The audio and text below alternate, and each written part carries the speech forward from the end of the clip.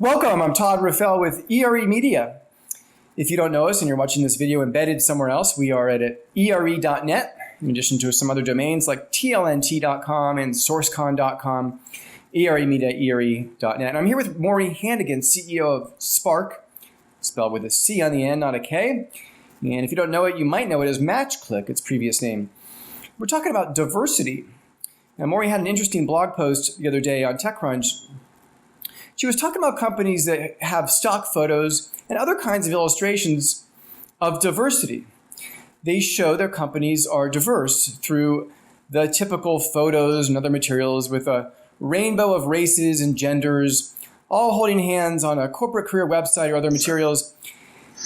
But oftentimes, sometimes, the companies are not actually diverse. They just picked out a photo or something else. So is that okay? Is that bad? What do you think about that? Well, I think it's hard for companies. There are companies who want to be genuine, who want to be honest with potential employees. They don't want to perpetrate a fraud. They don't want to say, hey, we're a wildly diverse company, and then have candidates show up and look around and realize that the place is full of white males and nothing but. On the other hand, they don't want to show the company as all white male because that's very off-putting. If you're a female, if you're someone of color, you want to see that there are people like you who are succeeding and thriving in that environment.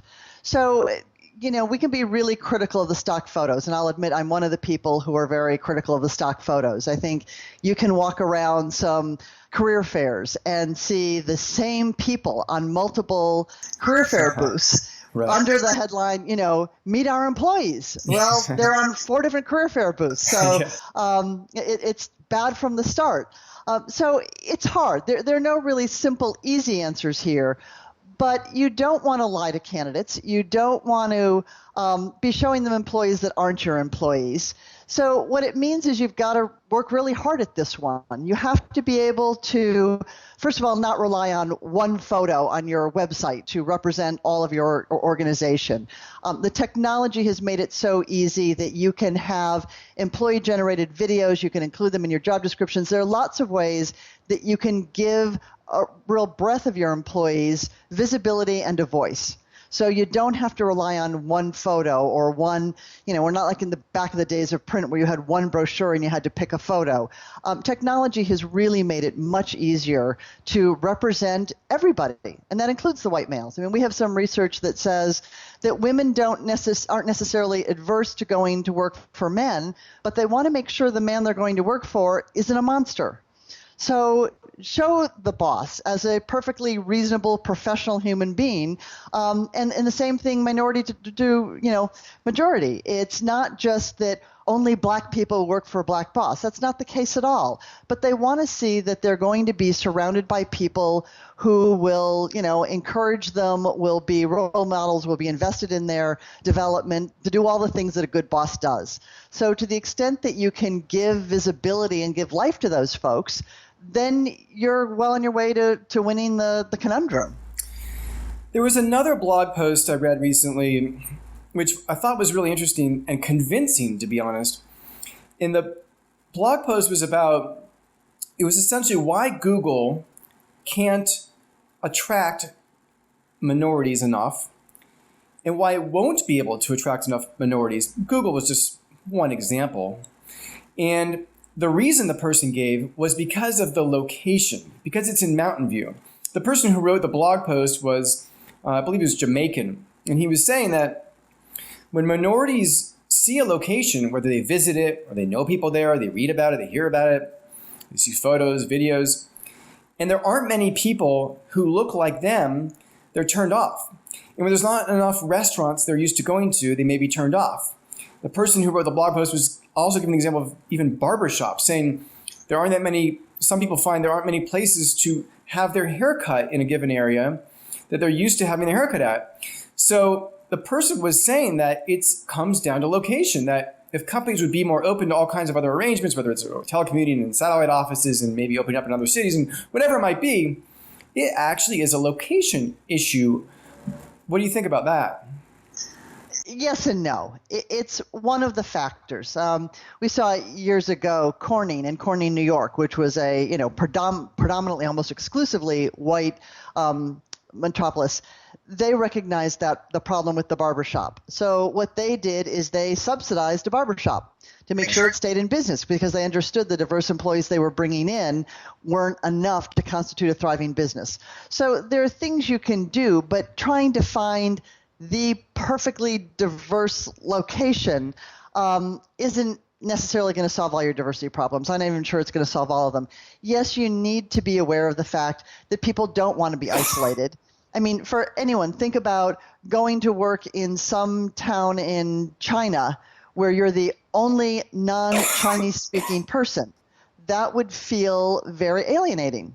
And it's a real thing, and you need to be aware of that.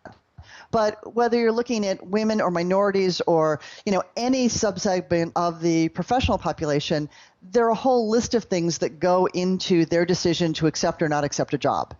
And if the opportunity is good and the training is good and, all the other pieces make sense, yes, location's one of them. There's no doubt about it. And with different individuals, it can be more or less important. For some people, it's wildly important. For other people, they could care less. So I think companies need to be mindful of the community that people will be part of. But it's not realistic for anyone in talent acquisition to say, hey, we're going to pick up our headquarters and move, 90 miles south because there's better, population density there of minorities that we want to recruit. So the piece they need to look at is, what can they do to create affiliate groups to have people not become isolated so that they can thrive socially as well as professionally.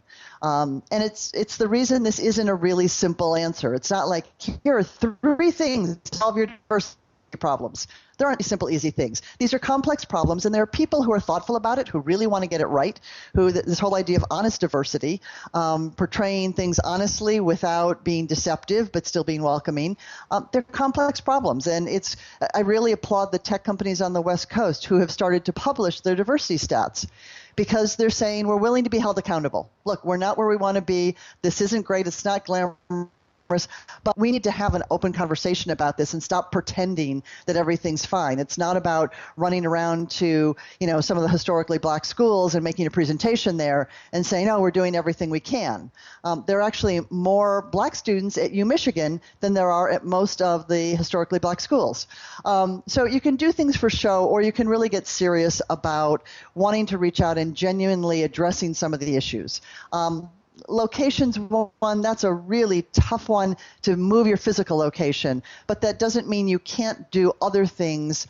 Sponsoring employees to go to conferences where, they'll be able to build bigger networks and so forth. There are lots of ways that you can address this without having to abandon your headquarters and go to some other part of the country. And in fairness, I wasn't suggesting that this person suggested that was the answer, that somehow Google needs to move their headquarters away from Mountain View. That wasn't necessarily their point.